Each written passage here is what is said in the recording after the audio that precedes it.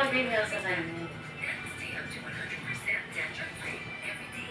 Manipis kasi buhok mo, Bi. Sabi ng mama, makapal eh. Hindi nakita mo Malinaw lang, buhok Be. mo makapal. Malinaw po. Sa akin makapal. Oo, anak.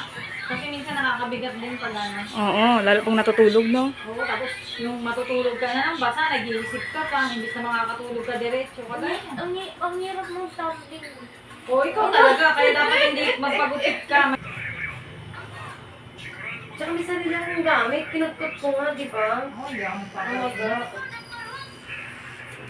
Papapalinis na once a year. Once a year lang din. Pag nandito si mama. Uwi ko ako once a year. Once a year.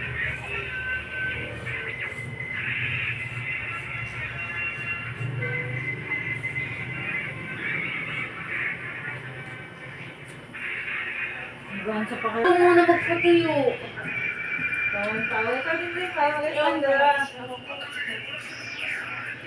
Wala, mas pogi ka pa kay Toto. Mas mukha ka pang lalaki kay Toto, be. Yan. Sabi ko, pagupit na siya, mukha na siyang stress na stress. Paano siya gugustuhin yung jowa niya?